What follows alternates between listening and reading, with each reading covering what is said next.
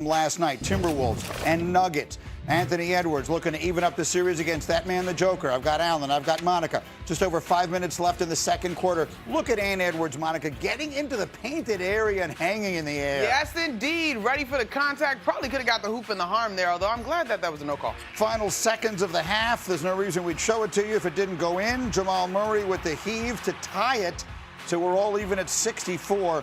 Going to the second half. Such a good rivalry between these teams. Games always good. Nuggets down 2 in the third. We got Jokic, Allen from the outside. He had a big third quarter, dominating this game, and then all of a sudden, somebody pulled the plug on him in the fourth quarter. He had 16 in that third. Nuggets had a 3-point lead going to the fourth. But as you say, Jokic couldn't get it going in the final period. Misses there. Now let's stay with the play. DiVincenzo, Jaden McDaniels is all alone under the basket. Minnesota, a 1-point lead. Next Denver possession, still a 1-point game. Jokic again, no good. Short. DiVincenzo out in front of the field. Yeah, and this is, again, who had more energy? It was the road team. Normally the road team suck and win in the fourth quarter, but Denver was in this game. And watch his Gobert. Give me that! Here. Oh. Over Jokic, Minnesota by 4. Now, Jokic would be 1 of 7 from the floor in the fourth quarter. Here's the one, and it's pretty emphatic, slamming it in the face of Rudy Gobert. But 1 for 7 is 1 for 7. Nuggets get within 2. 15 seconds left. Nuggets down by 3. Murray, no. DiVincenzo. Let's go the other way. DiVincenzo with a dagger slam. T-Wolves win it by 5. And I need a happy A-Rod cutaway. Give me A-Rod happy. There we go. Hugs. Timberwolves with the win. So off that win, let's run the floor, starting with that game. Allen, does Minnesota now have the edge in that series, tied at 1, heading back home? I'm not going to give him the edge because Denver still has the best player in the series, and that's Nikola Jokic. You can't imagine he's going to have back-to-back poor finishes. He had a strong game up until that fourth quarter. Gobert had it for once against him one-on-one. Defensively, yes, Minnesota knows what they need to do against Denver, but can they replicate this again? They're going home, and Anthony Edwards has his energy back. The early game last night, Monica, the Cavs defending home court. They beat Toronto 115-105. They have a 2-0 series lead. You think the world is sleeping on Cleveland in the Eastern Conference? I do not think that the world is sleeping on Cleveland. I think Cleveland is getting the respect that they were due.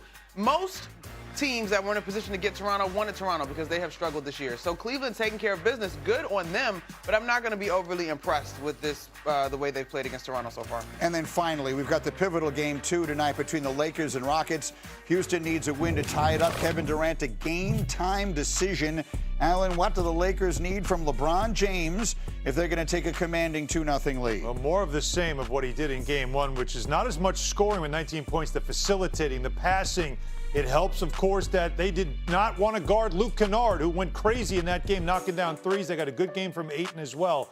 But for LeBron James, in this game, even with KD back and a little compromise, can he reach back and give you a 30-point performance, which actually he did against Houston back in March? Monica, what does the KD injury mean for this series? It was billed as LeBron versus KD, and LeBron was the one who didn't have any help, and it was much too easy for the Rockets. And then suddenly out goes KD with a knee injury that he suffers in practice, and all bets are off. Where do we stand? Our good friend Mike Wilbon used the word neophytes earlier talking about the Atlanta Hawks. I mean, this is essentially what you're also looking at in Houston without KD and that experience, right? You already lost Van Vliet for the season. Steven Adams, a guy who has that experience. There's not much more depth there, not to mention that this only adds another layer to your point guard issues without KD because he is someone who is a hub offensively and can direct and get those guys in order for the Rockets. I'm not going to put it out of the realm of possibility for something to happen because, to Hahn's point, you're asking a lot of LeBron James in a series, which is a shortened time period. But if there's no KD, I don't think the Houston's going to get out of this. Yeah, KD's still listed as questionable for the game. Now, again, it's a knee contusion, right? So they're saying he can play through the pain. The problem is his mobility.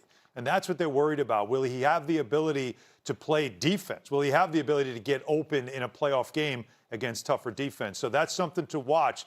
But if you're him, you know you've got to play in this game. These two have only ever met in the finals when it comes to the postseason because they played in opposite conferences for most of their careers. So we're looking forward to one more, head-to-head between these two guys. Yeah. So far, we haven't had the chance to get it. And as far as the time is concerned, the time frame, the schedule makers did them a little bit of a favor. Did LeBron a little bit of a favor, right? They play Saturday, then not till Tuesday, then not till Friday. So lots of time off for his 41-year-old body to sort of get itself back together. By his own admission, it takes him a little bit longer to get warmed up these days. So, yes, that is fortuitous to him, but in the same breath, it is for KD as well if the Houston can avoid getting into a hole that they cannot get out of. Yeah, he can get into the cryo chamber one day and then get a practice in the next day and still play.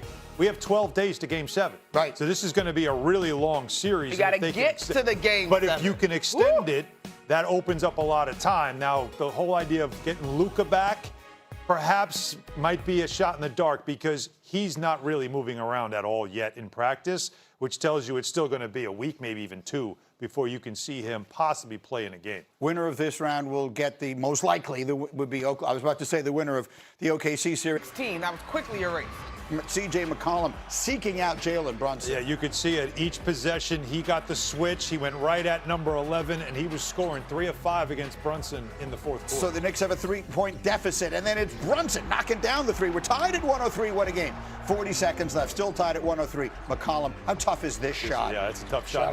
That's a great defender in OG Anunoby. You're right, Michael. That is the shot of the game. Hawks a 2-point lead. 17 seconds later. That's still the score. Good defense, Atlanta. Going the other way. Johnson. Oh, my goodness. The Hawks have a 4-point lead. 10 seconds left. Knicks desperately need a bucket. Where are we going? Only one place. Yeah. Brunson had 10 of their 15 fourth-quarter points. That makes it a 1-point game. Atlanta, timeout. Hawks inbounding. Up by 1. C.J. McCollum. Knicks will take the foul. McCollum, the veteran, who scored 32 on the night, would miss the first, and here's the second. No good. Knicks with a chance to win it. They don't have a timeout remaining. Mikal Bridges for the win. Good luck. And it's off the rim, the clank, and that's all she wrote. The Hawks get the win. 107-106. They trailed by as many as 14. They even the series at a game apiece. Just the second time in Knicks playoff history that they lose a game when entering the fourth quarter up double digits. They were 64-1 entering this game. You may recall that one. It was Game 5 of the '94 East Conference Finals. Legendarily, Michael Wilbon remembered as the Reggie Miller choke game. I mean, this is one of the all-time games. I know Knicks fans don't want to hear that Reggie Miller authored that game in their building. But he did it. He did it.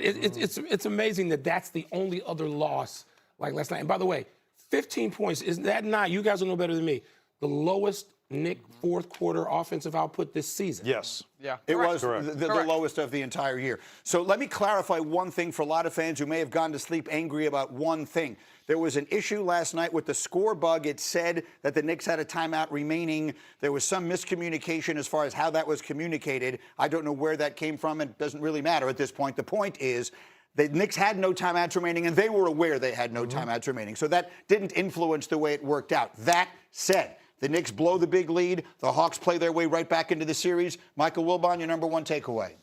C.J. McCollum. And the big takeaway, the big picture one is the Knicks can still get to the Eastern Conference Finals, the finals. They're not a great team.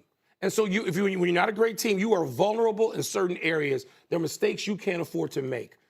By the way, on that last possession, and I don't have any problem with Bridges getting that shot. Oh, my God, Stephen A. must have had a heart attack wherever he was. Yeah. But I want Brunson, given what I saw in the fourth quarter, I want Brunson, if we got enough time, even with no timeout, in a scramble to figure out where Brunson is. I'm glad you called that out, Wilbon, because you got to watch it. Give Nickeil Alexander-Walker a ton of credit. He immediately went right to goes identified, to Jalen Brunson after this rebound. Get 11, let somebody else beat watch. you. He's like, there's not, boom. Yep, they're racing He's over right there. Brunson. He's staying right with him. But C.J. McCollum is my other takeaway. Go. This is the player that some young upstart team with no pedigree, a neophyte playoff team, you need a guy like C.J. McCollum. What were the Rockets thinking about during the season having no point guard when Fred VanVleet got hurt and you had months to look at your roster and know you had a hole? Atlanta, that was a great deal. to get rid of Trae Young, speaking of Garden Villains, and they just swapped out. But C.J. McCollum, it's interesting. Do I expect another 32-point game in game 3 or 4? Not necessarily. But it's the savvy. It's what you get going after the Knicks players. That wasn't accident. C.J. McCollum knows what he's doing. He's actually been in big series and lost, I know, against Golden State. When they were champions. He's been in these moments, and he made it count last night. Yeah, he said, get on my back. You saw him. We showed that he and Alvarado had a little bit. They were teammates in New Orleans, and they had a little bit of going back and forth. But then CJ sort of used that as he's now looking at Spike. And that's the first thing everybody, there's Spike Lee. I'm going to talk to you. I'm going to talk to Timothy Chalamet. I'm talking to Ben Stiller. I'm talking, Fat Joe's over here. I'm going to talk to him. And that's all of a sudden, you just start to get this superpower that I don't think in no other building in sports does an opposing player get. And from the Knicks perspective, it's not the Knicks playoffs if it's not excruciating at some point. And that's what last night was. So what does it mean? For those of you who don't know, Monica does the Knicks radio. Alan is involved in the Knicks broadcast at home. You know this team as well as a team can be known. And Michael pointed it out.